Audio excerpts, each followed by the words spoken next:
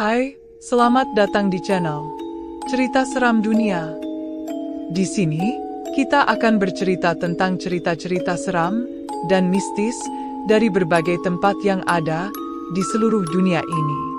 Bisa cerita seram yang ada di Indonesia, mungkin cerita seram dari Thailand, atau mungkin cerita seram dari negara-negara lain yang ada di seluruh dunia ini. Jadi, pastinya akan menarik karena akan banyak pengalaman-pengalaman mistis yang asing dan baru untuk kita semua. Tanpa panjang lebar lagi, ayo kita mulai cerita seram kita hari ini.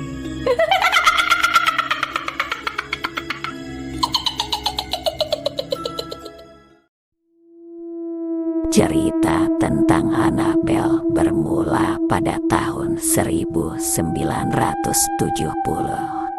di mana seorang perawat muda menerima hadiah ulang tahun berupa sebuah boneka anak perempuan yang akhirnya diberi nama Annabelle.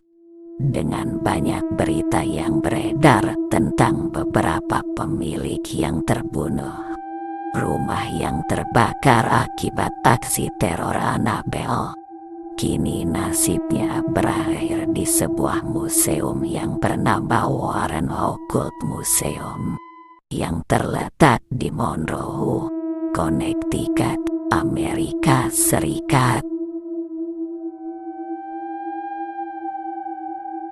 Ternyata Annabelle berhasil melarikan diri dari sebuah lemari kaca tempat ia tersimpan di museum tersebut, dan kini dia terpajang di sebuah toko barang antik tempat cerita ini dimulai. Pertemuanku dengan Annabelle terjadi di sebuah toko barang antik di sudut kota yang terpencil. Aku sedang mencari hadiah ulang tahun untuk sahabatku ketika mataku tertarik pada boneka tua yang diletakkan di pojok ruangan. Pemilik toko menghampiriku dan menjelaskan bahwa boneka itu bernama Annabelle. Tidak ada kejelasan siapa pemilik Annabelle sebelumnya. Wajahnya terlihat tak seperti boneka biasa, agak menakutkan dan matanya memancarkan ketidaknyamanan yang aneh. Aku tidak bisa memungkiri ketertarikan anehku pada boneka itu. Rasanya seolah-olah ada sesuatu yang menarikku padanya, meskipun aku tidak bisa mengerti mengapa. Dengan ragu, aku melangkah mendekat dan meraihnya dengan hati-hati. Saat jariku menyentuh kain lembut boneka itu, aku merasakan sensasi aneh yang membuat bulu kuduku berdiri. Seolah-olah ada energi yang mengalir melalui sentuhan itu, sesuatu yang tidak bisa kujelaskan dengan kata-kata. Tapi, aku mengabaikan perasaan itu dan memutuskan untuk membeli boneka itu sebagai hadiah untuk sahabatku. Namun, ketika aku berjalan keluar dari toko, aku merasa seolah-olah ada yang mengawasiku. Aku berbalik, tapi tidak ada siapa-siapa di sekitar. Hanya boneka Annabelle yang kusisipkan di bawah lengan. Setelah itu, kehidupanku mulai berubah. Mimpi buruk mulai menghantuiku setiap malam, dan aku sering merasa seperti ada sesuatu yang mengintai di kegelapan. Aku mencoba mengabaikan perasaan itu, tapi kehadiran Annabelle selalu membuatku merasa tidak tenang. Rasanya seperti dia selalu memperhatikanku, bahkan ketika aku tidak melihatnya. Entah mengapa, aku tidak ingin membuangnya.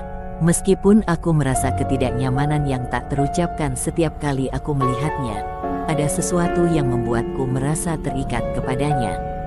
Dan itu menakutkan, sungguh menakutkan.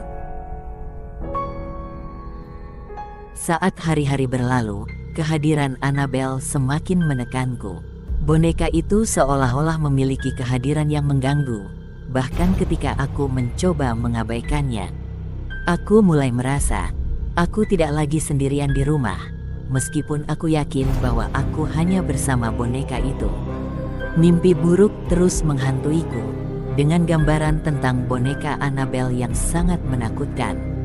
Aku terbangun dengan keringat dingin setiap malam, seringkali merasa seperti aku sedang diawasi oleh sesuatu yang jahat. Entah itu hanya ilusi atau realita, Rasanya semakin sulit bagiku untuk membedakan antara keduanya.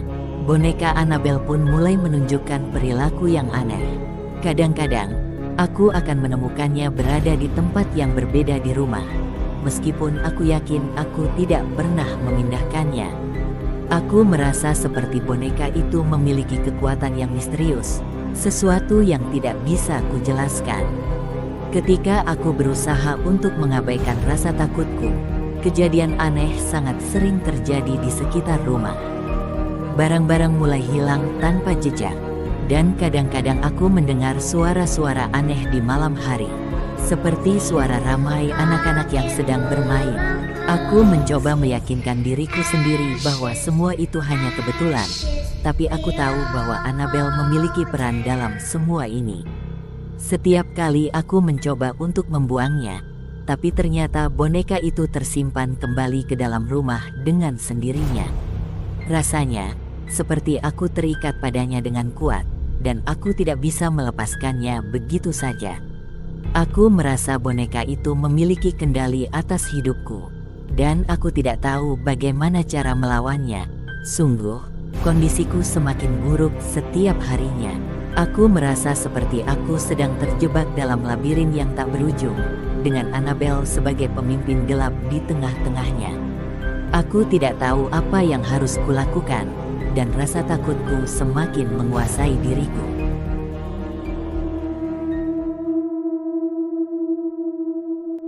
Saat hari-hari berlalu, pengaruh jahat Annabelle semakin menguat, membawaku ke tepi jurang kehancuran. Aku merasa seperti terjebak dalam permainan gelap yang diciptakan oleh boneka itu. Setiap langkahku terasa seperti diawasi, dan aku merasa seperti aku hampir tidak punya lagi kendali atas hidupku. Pada suatu malam yang gelap dan menakutkan, Annabelle mengatur siasat jahatnya untuk menjatuhkanku. Saat aku sedang tertidur, tiba-tiba aku terbangun oleh suara gemuruh yang mengerikan di kamar tidurku. Mataku terbuka, dan aku menemukan diriku terperangkap dalam situasi yang mengerikan. Annabelle berada di atasku, matanya bersinar dengan kejahatan yang tak terlukiskan. Aku merasa sesak, terjebak di bawah berat tubuhnya yang tak bergerak. Nafasku terhenti, dan aku merasakan kekuatan gelapnya menekan diriku ke ambang kematian. Aku hampir tidak bisa bernapas, hampir tidak bisa bergerak, terjebak dalam cengkeraman kekuatan gelap yang tak terkendali. Saat itu, ketakutan menghantui setiap serat tubuhku. Aku merasakan nyawaku berada di ujung tanduk, hampir menjadi korban dari siasat jahat Annabelle yang mematikan. Aku berjuang dengan keras untuk bernapas dan menyingkirkan boneka itu dari tubuhku, tetapi kekuatannya terlalu besar untuk ditandingi. Namun, di tengah keputusasaanku, ada semacam keberanian yang tumbuh di dalam diriku. Aku tak mau mati di tangannya. Dengan tekad yang kuat, aku mencoba untuk menyingkirkan Annabelle dari tubuhku, bertarung untuk hidupku. Dengan usaha yang tak kenal lelah, aku akhirnya berhasil membebaskan diriku dari cengkeraman kekuatan gelapnya yang mematikan. Saat aku menghempaskan Annabelle ke lantai, aku merasakan rasa lega yang tak terlukiskan. Aku hampir menjadi korban kekuatan jahatnya. Ada beberapa luka di tubuhku, tapi aku berhasil bertahan. Dengan napas tersengal-sengal, aku merangkak keluar dari kamar, berusaha untuk menyelamatkan diriku dari ancaman yang nyata itu. Meskipun badanku lemah dan terluka, aku merasa aku telah memenangkan pertempuran yang gelap itu. Aku berhasil bertahan dari siasat jahat Annabelle, meskipun bekas luka emosionalnya masih membekas dalam diriku. Dengan tekad yang kuat, aku bersumpah untuk tidak pernah lagi membiarkan diriku menjadi korban dari kekuatan gelap yang mengerikan itu. Malam itu, aku berencana untuk menghancurkan Annabelle untuk selamanya. Saat sedang bersiap, tanpa diduga, ternyata dia sudah ada di belakangku. Dengan serangan mendadak, Annabelle melompat ke arahku dengan kejam, mencoba untuk mengakhiri hidupku dengan satu serangan ganas.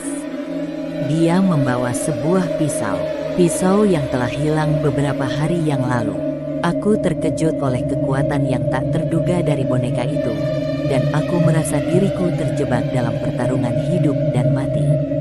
Dengan hati yang berdegup kencang dan tangan yang gemetar, aku berusaha untuk menahan serangan Annabel. Tubuhku terasa lemah, tapi aku tidak mau menyerah begitu saja. Dengan tekad yang kuat, aku bertahan, melawan setiap serangan yang datang dengan segala kekuatan yang aku miliki. Kuambil tongkat baseball yang ada di dekatku dan memukulnya dengan sekuat tenagaku. Dalam pertarungan yang sengit dan mematikan, aku merasakan napasku terengah-engah dan otot-ototku berdenyut dalam ketegangan yang mencekam. Setiap gerakan menjadi langkah menuju kemenangan atau kekalahan, dan aku tahu bahwa aku harus memenangkan pertempuran ini, tidak hanya untuk diriku sendiri, tapi juga untuk semua yang telah menjadi korban dari kejahatan Annabel. Dengan satu dorongan terakhir, aku mengumpulkan semua kekuatanku dan melakukan serangan balasan yang terakhir. Dengan satu pukulan yang keras, Annabel hancur berkeping-keping di depan mataku. Aku merasakan kekuatan gelap yang mengejutkan itu mulai memudar, dan aku merasa sangat lega saat kegelapan itu menghilang. Saat aku melangkah mundur dari puing-puing Annabel, aku merasa bahwa aku telah menang dalam pertarungan hidup dan mati ini. Tubuhku gemetar karena lemah dan tubuhku terluka, tapi hatiku penuh dengan kelegaan. Aku telah berhasil mengalahkan kekuatan gelap yang hampir mengakhiri hidupku. Aku merasa kuat dan tegar karena berhasil melewati ujian yang mengerikan itu. Dengan napas tersengal-sengal dan mata yang terpaku pada puing-puing Annabel, aku merasakan kekuatan baru dalam diriku. Dengan tekad yang kuat, aku meninggalkan tempat itu, siap untuk memulai kembali hidupku yang baru, tanpa bayang-bayang menghantui setiap langkahku. Dalam keheningan yang menakutkan, ternyata teror Annabel belum selesai sepenuhnya. Dia kembali dengan kekuatan gelap yang tak terkalahkan dan semakin kuat. Boneka itu siap meneror orang-orang berikutnya dengan kejahatan yang tak terlukiskan. Kegelapan menyelimutinya, menyiratkan ancaman yang mengerikan bagi siapapun yang berani melangkah di jalurnya. Di balik senyumannya yang menakutkan, tersembunyi niat jahat yang mengancam keselamatan. Dengan hati yang berdebar, korban-korban berikutnya tanpa sadar akan menghadapi teror yang tak terbayangkan dari Annabel yang telah kembali. Terima kasih telah menyaksikan cerita seram di channel Cerita Seram Dunia. Ingatlah untuk selalu berhati-hati di dunia yang penuh dengan misteri. Siapa tahu apa yang mungkin mengintaimu di balik bayang-bayang. Semoga kisah ini tidak meninggalkan jejak yang menghantui di benak kita saat malam tiba. Sampai jumpa di cerita seram dunia berikutnya. Cerita-cerita seram dan mistis yang ada di dunia ini. Jangan lupa untuk like, komen dan subscribe channel ini, agar kalian tidak ketinggalan cerita-cerita seram berikutnya.